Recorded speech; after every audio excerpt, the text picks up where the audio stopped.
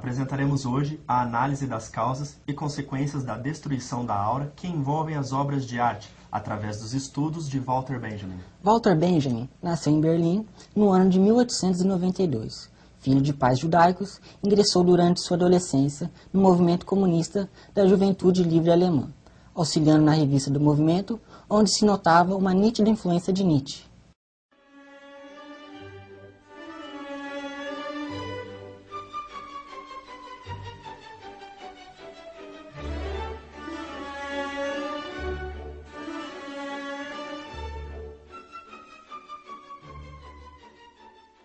O termo indústria cultural foi criado em 1947 por Theodor Adorno e Max Horkheimer, membros de um grupo de filósofos conhecidos como Escola de Frankfurt.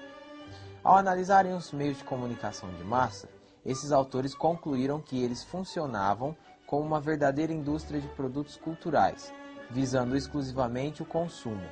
A indústria cultural vende mercadorias e, além disso, vende imagens do mundo, e faz propaganda desse mundo para que ele permaneça tal como é.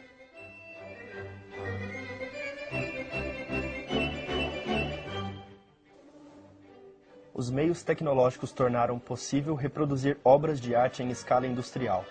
Essa produção em série, como por exemplo os discos, as reproduções de pintura, a música, de concerto, não chegou a democratizar a arte. Simplesmente banalizou-a, fazendo com que o público perdesse o senso crítico e se tornasse um consumidor passivo de todas as mercadorias anunciadas pelos meios de comunicação em massa. Figaro, Figaro, Figaro, Figaro, Figaro, Figaro, Figaro, Figaro,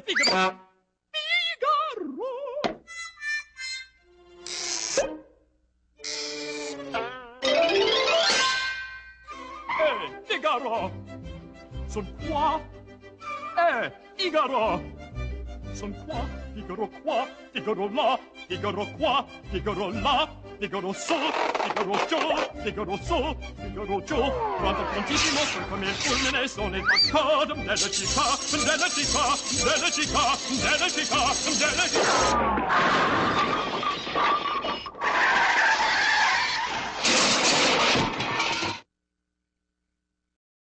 Em 1915, conheceu Gershon Scholler, por quem toma gosto pelo estudo da arte. Em 1919, defende a sua tese de doutorado chamada A Crítica de Arte no Romantismo Alemão, que foi aprovada e recomendada para publicação. Porém, seus estudos são barrados por conservadores da Universidade de Frankfurt, a partir da sua tese Origem do Drama Barroco Alemão, de 1920, momento em que seu amigo Theodor Adorno interessa-se pelo estudo marxista. O crítico italiano Umberto Eco, ao analisar as diferentes posições dos autores dedicados ao estudo da indústria cultural, elaborou uma distinção polêmica entre eles. Segundo Eco, tais autores dividem-se entre os apocalípticos, aqueles que afirmam que os meios de comunicação de massa funcionam como um instrumento fundamental para o controle e a manutenção da sociedade capitalista, e os integrados, aqueles que afirmam que os meios de comunicação de massa funcionam como um instrumento da manutenção e expansão das sociedades democráticas. Walter Benjamin, filósofo alemão, que também esteve ligado à Escola de Frankfurt, chegou a uma concepção diferente do papel da indústria cultural. Para Benjamin, a revolução tecnológica do final do século XIX e início do século XX não prejudicou a cultura erudita, como pensavam Adorno e Horkheimer, mas alterou o papel da arte e da cultura. Os meios de comunicação de massa e suas novas formas de produção cultural proporcionaram mudanças na percepção e na civilização do público consumidor, podendo inclusive gerar novas formas de mobilização social e contestação política desse público. Para Benjamin, a possibilidade de reprodução técnica das obras de arte retirou delas o seu caráter único e mágico, o que ele chama de sua aura.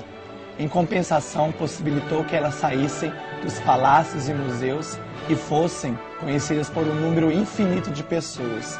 Por exemplo, a reprodução fotográfica permitiu que qualquer pessoa pudesse ter sua sala as clássicos Mona Lisa e Santa Ceia, de Leonardo da Vinci, A reprodução fonográfica fez com que muitas pessoas pudessem escutar, e quantas vezes quisessem, uma sinfonia de Mozart, e isso sem falar no cinema, que se construiu como arte a partir das técnicas de montagem e dos recursos tecnológicos que expandiram os recursos da imagem e do som. Assim, partindo da perspectiva de Benjamin, é possível pensar que o impacto que a indústria cultural moderna provoca no público consumidor não é sempre e necessariamente negativo. Ao contrário, a indústria cultural pode ser capaz de contribuir para a emancipação desse público e para a melhoria da sociedade, uma vez que serve como um caminho importante para a ampliação de seu horizonte de conhecimento. Refugia-se de 1934 a 1935 na Itália, período em que cresciam as tensões entre Benjamin e o Instituto de Pesquisas Sociais, associado ao que ficou conhecido como Escola de Frankfurt, da qual Benjamin foi mais um inspirador do que um membro, através de seu ensaio, a obra de arte na época de sua reprodutibilidade. Em 1940, Benjamin escreve a sua última obra, Tese sobre o Conceito de História, considerado por muitos como o mais importante texto revolucionário desde Marx. Sua morte foi envolta em muito mistério. Durante uma tentativa de fuga da Alemanha nazista, Benjamin, temendo ser capturado pelo Gestapo, cometeu suicídio na cidade de Portbou.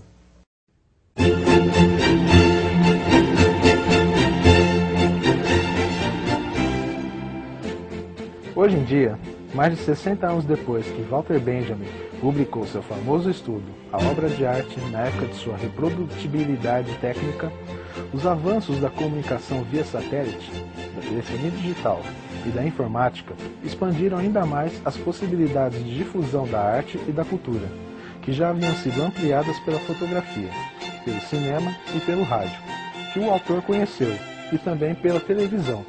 Provavelmente, Benjamin ficaria surpreso com o caráter e a proporção das inovações da segunda metade do século XX e, mais especificamente, das últimas 3 décadas. Afinal de contas, elas tornaram possível a existência de uma rede de comunicação em escala mundial, a internet. O importante a considerar é a necessidade de que exista uma participação mais coletiva na informação e no desenvolvimento cultural que esses meios de comunicação propiciam. Nesse sentido, é necessário discutir e implantar políticas culturais que protejam os interesses políticos, abarcando simultaneamente a sua multiplicidade. E é necessário procurar avaliar esse tema a partir de uma perspectiva serena e equilibrada, que não seja integrada nem tampouco apocalíptica.